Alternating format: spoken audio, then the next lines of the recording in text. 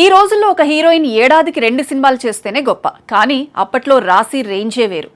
ఒకే రోజు 4 వేర్వేరు సినిమాల షూటింగ్ లో పాల్గొన్న బిజీ హీరోయిన్ ఆమె. బాలనటిగా కెరీర్ ప్రారంభించి కేవలం 14 ఏళ్లకే హీరోయిన్ గా వెండి తెరపై మెరిసింది. తెలుగు, తమిళ్, కన్నడ భాషల్లో కలిపి దాదాపు 300కి పైగా సినిమాల్లో నటించింది. ఒక్క హీరోయిన్ గానే 140కి పైగా సినిమాల్లో నటించి టాప్ హీరోలందరి సరసన జోడీ కట్టింది. కానీ ఈ ప్రయాణం వెనుక ఆమె తండ్రి ఆశయం, ఒక పెద్ద సెంటిమెంట్ దాగి ఉన్నాయట. రాశి చైల్డ్ ఆర్టిస్ట్ గా చేస్తున్న సమయంలో ఆమెకు చెల్లెలి పాత్రలు ఎన్నో వచ్చేవి. కానీ ఆమె తండ్రి మాత్రం ఖచ్చితంగా వద్దు అని చెప్పేవారట. తన కూతురు నటిస్తే హీరోయిన్ గానే నటించాలి తప్ప సైడ్ క్యారెక్టర్లు వద్దు అని ఆ రోల్స్ అన్నిటినీ తిరస్కరించేవారు.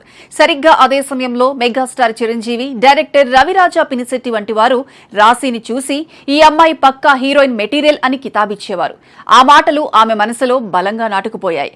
తండ్రి కన్న కల నిజం చేస్తూ స్టార్ హీరోయిన్ గా ఎదిగింది. రాశి కెరీర్ లో ఎన్నో హిట్లున్నాయి. కానీ ప్రేయసి రావే సినిమా ఆమెకు ఒక ఎమోషన్.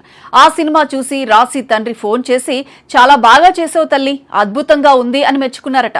దురదృష్టవశాత్తు ఆయన చూసిన చివరి సినిమా కూడా అదే అట.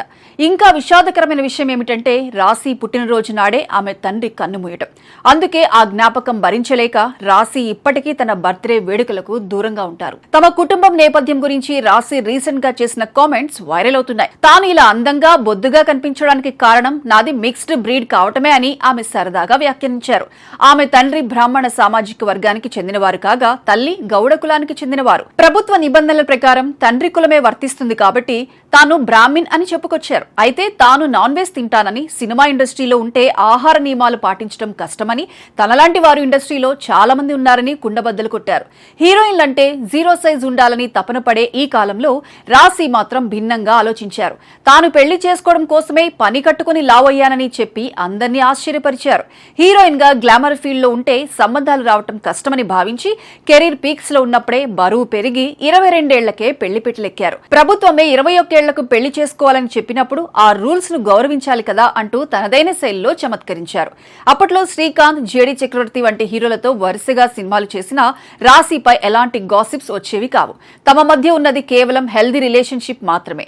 జేడీ నాకు ఇప్పటికీ బెస్ట్ ఫ్రెండ్.